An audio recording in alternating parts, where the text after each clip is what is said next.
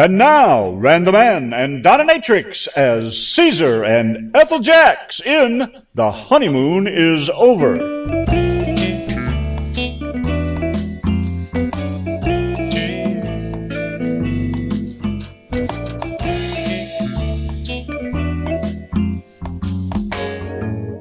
The Jaxx have retired. Mrs. Jaxx lies tense and awake in the darkness as poor husband Caesar, victim of a rare type of insomnia, which keeps the patient in a complete lethargy for 8 hours at a time, offers valid proof of his agonizing affliction. Let's listen in. This has been going on since 9 o'clock. Oh, please, not that again. Caesar! Caesar! Quit it! Quit what, Ethel? Caesar! Huh? There must be something that will put a stop to that hideous snoring. Why do you do it? Do what, Ethel? Snore! Huh? Snore!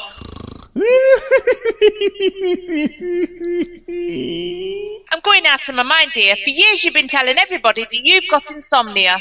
And you not only sleep like a log, but you sound like you're sawing it. Very funny. It isn't funny. It's tragic.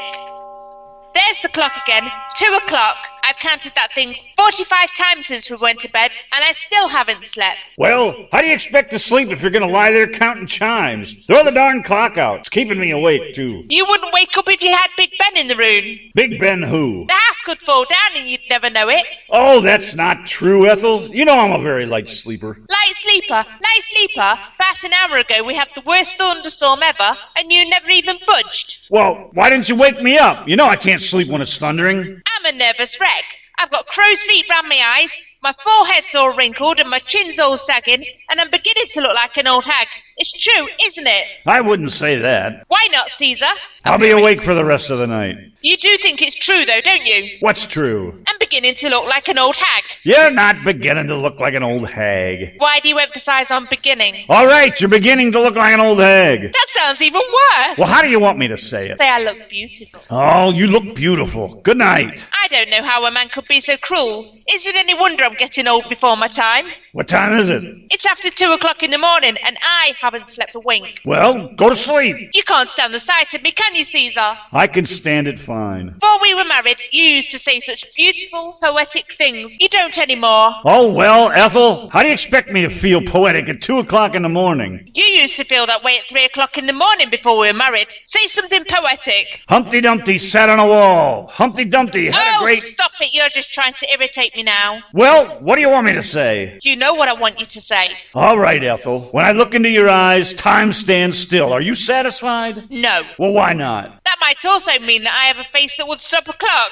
Well, if the shoe fits, wear it. I want to get some sleep. You're not going to make me believe that I'm hideous and ugly, Caesar Jaxx. Huh? It isn't so long ago I won a beauty contest in my hometown. Long enough. I never hear you telling your friends about it. Oh, Ethel, a man can't go around telling his friends that his wife was Miss Clam Harbor Lighthouse in 1931. You make it sound like I was the only girl in the contest. What about my sister, Clara? What about her? You won it, didn't you? I'd like to hear you talk that way about Gloria Gooseby. Oh, now don't start with Gloria Gooseby. The way you drool every time you look at her, you'd think she was Miss America. I don't drool when I see anybody. I hate Gloria Gooseby. Then why do you keep inviting her here to dinner? I didn't invite her, you did. Don't change the subject. If it weren't for the fact that her husband Leo is such a nice person, I wouldn't ever have either of them in this house, and the dinner was awful. Well, you cooked it, Ethel. Yes, the thought of that Gloria Gooseby coming out to dinner got me all confused and I ruined everything. The minute I turned my back,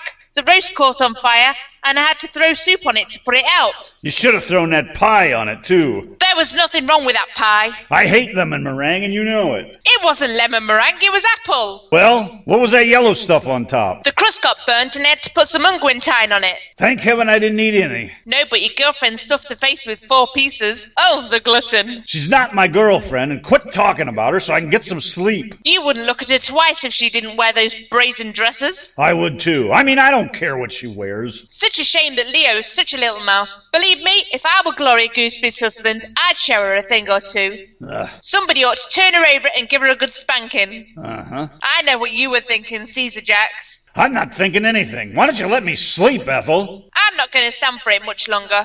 Caesar, you keep putting on that innocent attitude, but you don't fool me. I wouldn't feel so bad, except I'm so sick I could die. What's the matter now? I'm sick.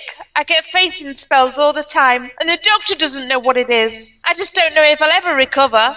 Oh, don't be silly. You'll recover. You've got a healthy constitution. I have not. You have too. You had pneumonia and you got well. You had flu, you got well. You had the mumps, you got well. You've had 60 diseases and you always get well. I never saw such a healthy woman in all my life. Well, what about these fainting spells? You'll recover from those too, but if you ever get lockjaw, you'll bust. Why don't you faint now so I can sleep? Of all the unsympathetic, unfeeling wretches, if you ever lost me, it wouldn't mean a thing to you. Oh, wouldn't it though? Well, you don't have to sound so bloody eager. I'm not eager. I'm just sleepy. It's a good thing we don't have any children. I can just imagine what kind of life a little poor child would have in this house. To have a father who constantly rants and raves, selfish and thoughtless, a man who can't stand the sight of his own child. What are you talking about? Me, sick in bed, and the poor little infant crying in his crib, crying his little heart out for some attention. Ethel. Why don't you feed the baby, Caesar? Caesar, why do you hate children so much? Because I can't bear them. I know, but why do you hate them? Ethel, all you want to do is keep me awake, isn't that right? You would have been asleep a long time ago if you hadn't have kept me awake with all your snoring. Well, can I help it if I snore? Yes, you can. Dr. Marvin tells me there's something wrong with your nasal passages. He tells me you have a deviated septum. Why don't you let him fix it? Okay, I'll have it fixed next week. You say you will, but you won't. Let him fix it now. What?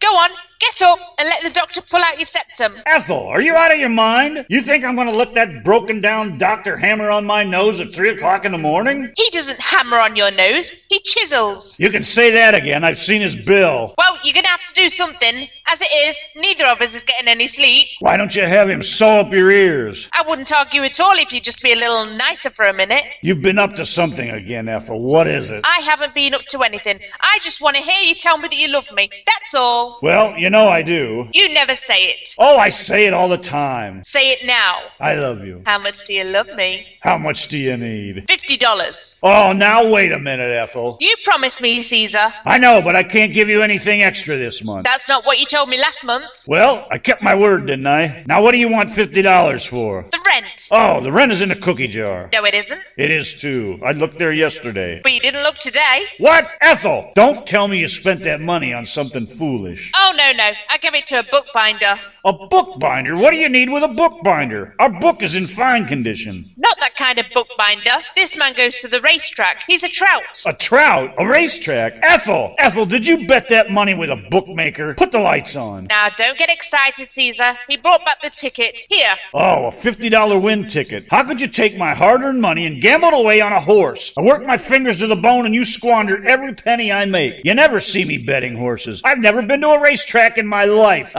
What's the name of the horse? Baldino Ridge. The bum. A worn-out goat that hasn't won a race since Del Mar. Ah, Ethel, why'd you do it? Did he win? Nope, he ran second. $50. Tossed away. Why are you tearing up the ticket, Caesar? Because it's no good. I ought to make you eat the pieces. This is the worst thing you've ever done in your life, Ethel. At least you could have played him to place. Well, don't throw away the pieces, Caesar. What makes you think it's no good? Well, you played the horse to win, didn't you? Yes. And he ran second, didn't he? Yes. Well, then the ticket's worthless. Here, watch your $50 go out the window. There. I knew you had something on your mind. I'm sorry, Caesar. What's the difference? Who won the race? Do you know? Yes, I heard it on the radio. Well, who won it? Disqualified. Disqualified? Yes, the announcer said the winner of the race was disqualified. Oh, I wish I was dead. Good night, Caesar. Good night, Ethel. Come tune in to Ran the Man on Spreaker.com next Friday for the next episode of Mr. and Mrs. Jaxx, or you can find us on YouTube.